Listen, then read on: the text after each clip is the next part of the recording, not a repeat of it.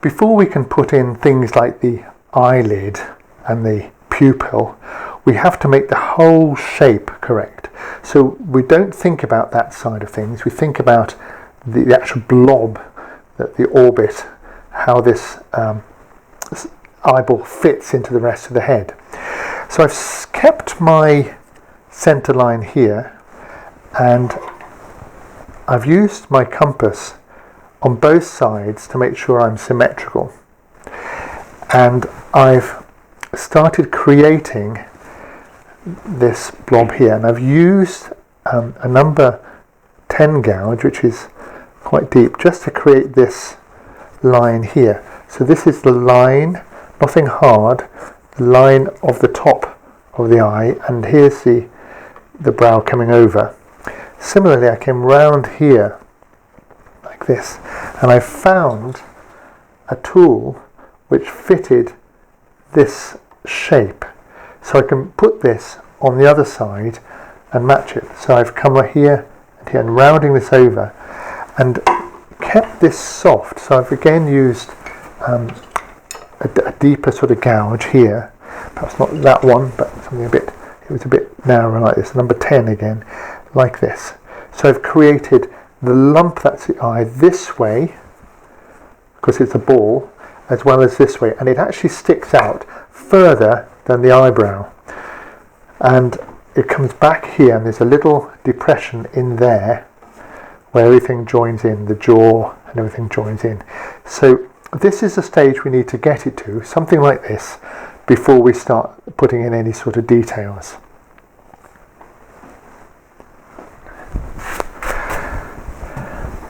Before I carve the eye, I just want to make sure I emphasize this point, that you need to make the shape of the eye, the whole surrounding area, and the lump that's going to be the eye first, with this groove, because that groove forms part of the eyelids. So make sure that's all right first.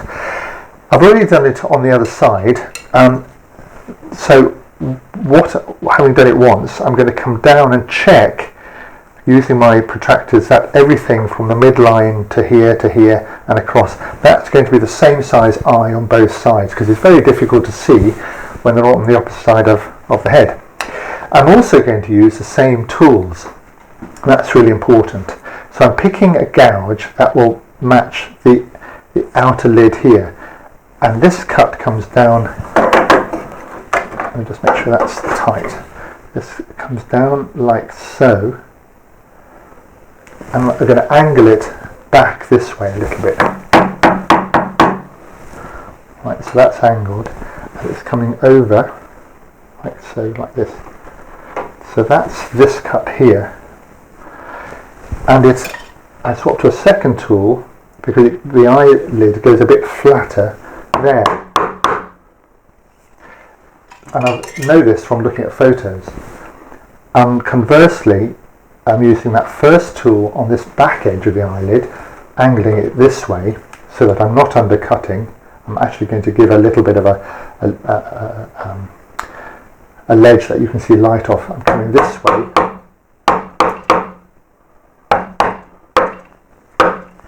and then going back to that second tool. There's a mallet. This one comes over here like this. So there's my second cut there. So from there, once I've got those in, I'm going to start shaping the eyeball itself.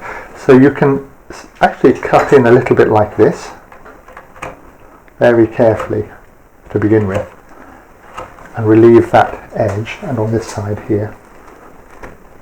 So we can start taking an outline out, and you can see the eyelid coming.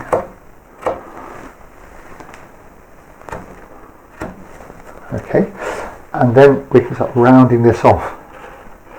Now the eyeball is a ball, so it's important that we keep this ball's centre, so it's rounded this way and rounded across way. So this has got to go in a bit deeper over here, over this edge, and over this edge here, to get the ball.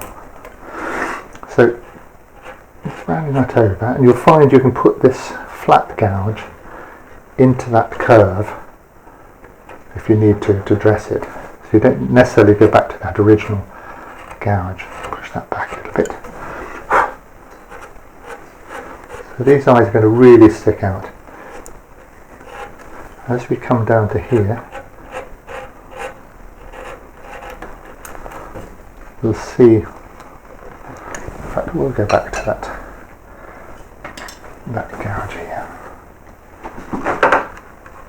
Stab that in. So a bit of a curve going.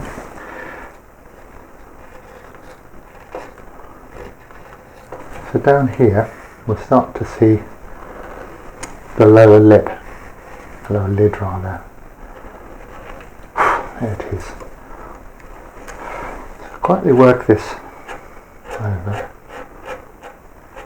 I'm using the gouge upside down to sort of copy the curvature.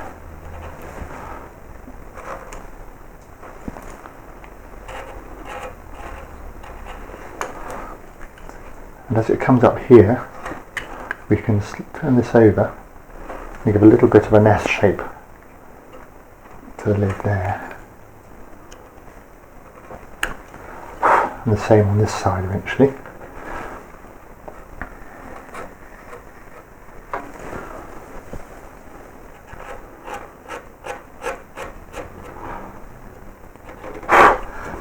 So I'm going to have to work from this direction. I'll get in the way of the camera in a minute. But let me just say that there are the lids. You've got a groove, a little bit of a groove coming over here into the forehead, and you've got a bigger groove coming under here. Let's get the right tool under here. That comes around like this, so this pushes out the lower lid, and then the two meet here in a bit of a depression. So this sort of bag under the eye comes up here like this. But I need to just go and do the other side. The eyeball being round gives you a deeper corner just in here. You might need your skew chisel to just take that little triangle out there. Don't make it too sticky outy. I mean, it becomes a bit caricature-like. But once we've got the ball in there and we've got the outline, we can go around and adjust now the outside. So for example, you can put more of a groove here, and that forms a lower lid. So you come around here and up back into here, and then merge this in. Merge this into the wood around here, and then all this can come underneath the brow there, and you'll probably need your bent tools in here to hold that up. So all this is meeting under there like that. So clean that all up here on this side. We've got a narrow groove at the top. I mean, the Hare as such doesn't have that, but this is a carving, so we're trying to emphasize something with a change of plane. So that's very much a stylized sort of way of doing it. But bring this around here, this groove, and it becomes a sort of depression here. So you would bring this up and into there, behind the ears. So the ears are going up here, and then the sort of stem down there. So what I'm saying is, just once you've done the eyeball like that, finish up around here, clean up, make sure this eye and that eye are the same, and then we can turn to actually putting the pupil in there. It's very exciting, I must say. Here's an idea. Before we actually carve the iris, I've mocked up what I think it might look like. Now, it's not going to be black like this unless you want to paint it, of which you can. I'm going to carve it. So what I've done is I've cut out a black bit of paper, more or less to the shape of a gouge that I think is going to be about the right size for the iris. Made my little notch, which is my circle of light. Then with some glue stick, I've put it on there, and I can move it around a little bit, and I can see, where do I want that spot? Because if I put the spot at the back, it looks one thing. If I put the spot at the front, it looks like another. So that gives me an idea of where I want to put the spot, which is probably about there, I think. Pointing up at an angle of about 30 degrees off. That looks about right. So having made that decision, I'm going to mark that here, just for my own benefit, and then I can get on actually carving it. I've picked my gouge for the outside of the iris. I'm going to lightly put it in symmetrically, because I'm going to have to copy this on the other side. I'm just going to go round and let the tool run in its track. So very light. So if this is not right, I can always go over and correct it. So let's just make sure that's okay. So now I've got the line of where I think, pretty sure where that edge is going to be. I'm going to put the irises. Now I'm going to put this a lot bigger than I cut out in the paper, because I can always go smaller. So I'm just going to get a deeper gouge, like a 10 or something. I'm just going to tap that in at an angle like this. Okay, so that's now where that little white bit of the eye will be. And then I can start taking away wood here. Nibble away like this up to that.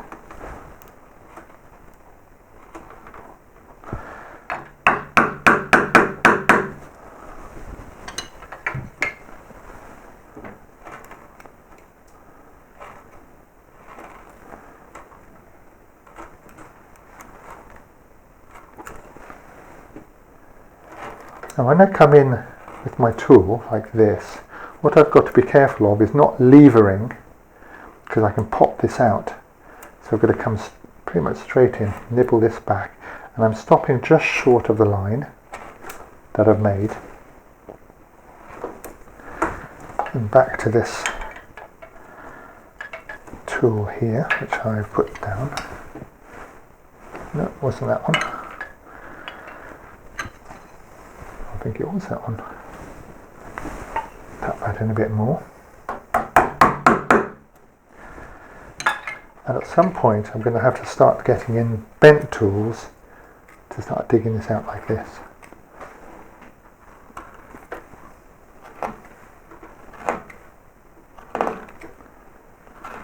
So what I'm doing is I'm creating this big hollow inside the eye, like this.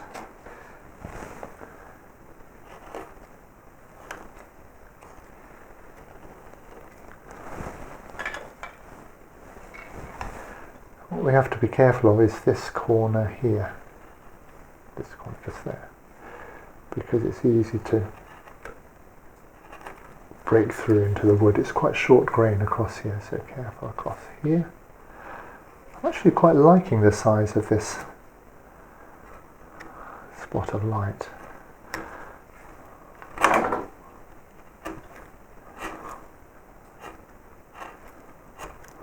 Pushing that back. Still hollowing in there.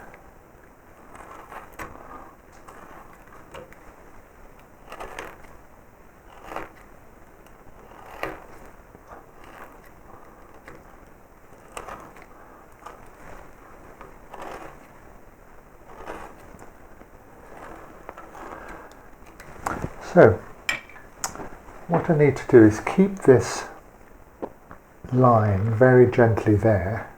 So it's a very delicate line, but actually, instead of having that sticking out now with the eyeball, is to bring this down a little bit, so it's actually more in line with the eye, with the wall, more vertical. If anything, going in slightly.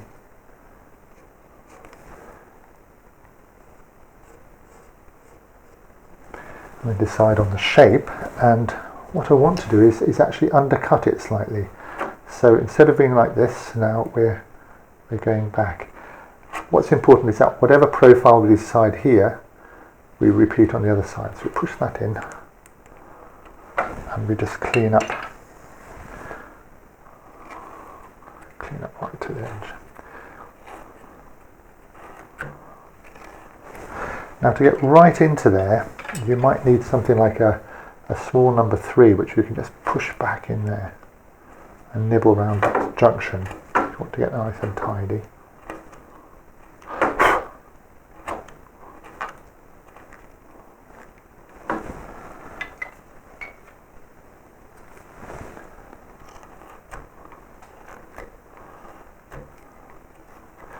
So that's really it. I quite like that. I might change that shape a little bit. I think I'd like it a bit more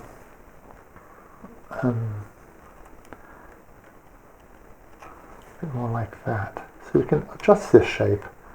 Make sure you get one eye right, and then the other.